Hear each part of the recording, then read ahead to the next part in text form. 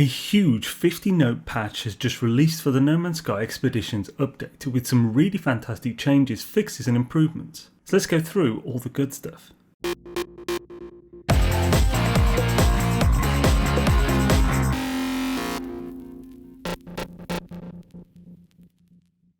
Rendezvous points are now labelled as such when viewed in the space station and space anomaly teleport lists.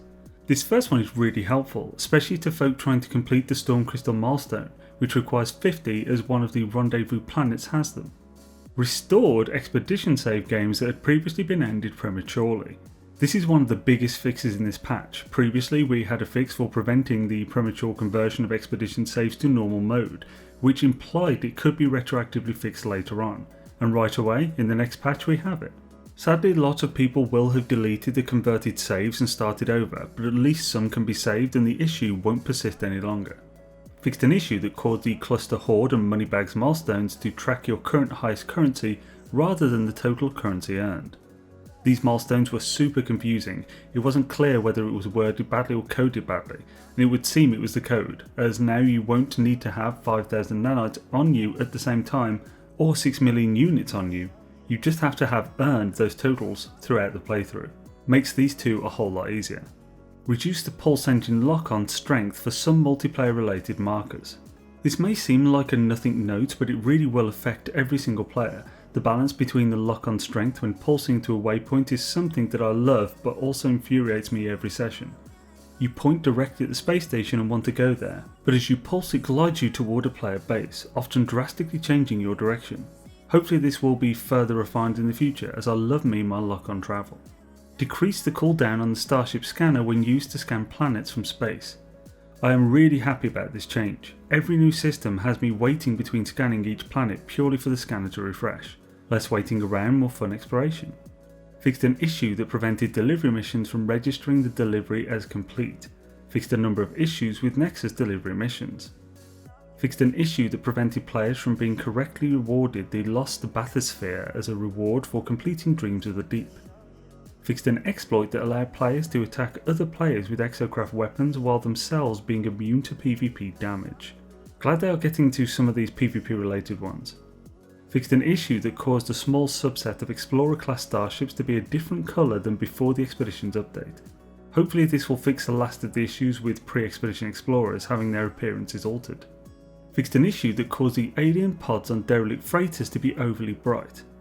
Another small one, but it was an issue that made it a whole lot more difficult to work out how agitated the pods were, which allowed some people to think the pods just randomly exploded now, instead of building up to it. Fixed an issue that could cause players to be teleported to an incorrect derelict freighter if several freighters were present in the same system. This is an extremely old bug, not much younger than the Desolation update that brought us the freighters. It meant that if multiple derelicts were quite close to each other, using the teleporter could send you to the other, where your ship is not located. The first time this happened to me I could not get back, but was lucky enough to have a navigation data on me to call my ship to it, though now you can just teleport back. Pretty great to have this one fixed. Fixed a number of issues that could prevent players from being able to place refiners and other similar objects near to protected seasonal locations. This is great. Now we just need to be able to build them on the anomaly, or even better, have a communal barbecue near Cronus. Players may now recolour their base markers by recolouring the base computer itself, in a similar fashion to save beacons. This is very cool, a great idea. We've been able to colour the text for a base in a very basic and limited way, but being able to change the base waypoints colour is quite cool, and hopefully won't be confusing. Save beacon markers are now hidden when placed within a base. In protected UAs, save beacon markers are not shown for players outside your group. This is a pretty epic change, as beacons in bases used to show on top of the base marker, making hovering to get the base name near impossible on most occasions. Fixed an issue that could lead to too many derelict freighters spawning in busy systems, leading to crashes and/or poor performance. There is no mention of the cap on this, but during my Expeditions playthrough there was at one point 3 derelicts right next to each other after popping through some different lobbies. I imagine the limit will be a fair bit higher than 3. Fixed a number of issues where NEXUS missions would warp players to an incorrect system. This is a super old bug that I believe has been fixed before and returned with this update. Fixed an issue that caused the mission control milestone to award invalid technology. This milestone rewards some freighter technology upgrades that were not usable. As far as I could tell, it either affected many people or everyone. I cannot confirm whether this is retroactive and so would give you new technology if you've already taken the reward, and I suspect it isn't, so those who have already claimed them, if you still cannot apply them to your freighter, they are useless. This last one will be a sad time for many, but also we all saw it coming. Fixed an animation glitch that could occur while melee boosting. This doesn't sound like much, but this fixes the new super high speed melee boost technique. It was incredibly overpowered, but an awful lot of fun.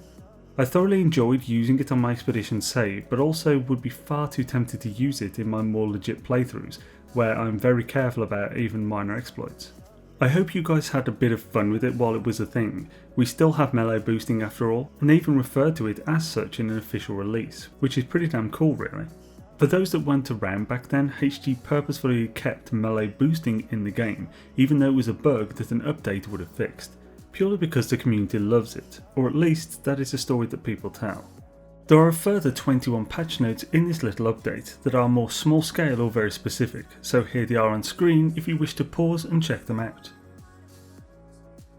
On top of that, we have another 9 crash fixes also on screen now. Otherwise you can head to xainesworld.com or the official Hello Games release for written, all linked in the pinned comment along with Xaine's World Discord, and multiple ways you can support the channel like these wonderful people on screen now. Commenting, liking and sharing are pretty fantastic ways to support also. I hope this patch fixed at least your primary annoyance. Have an amazing day.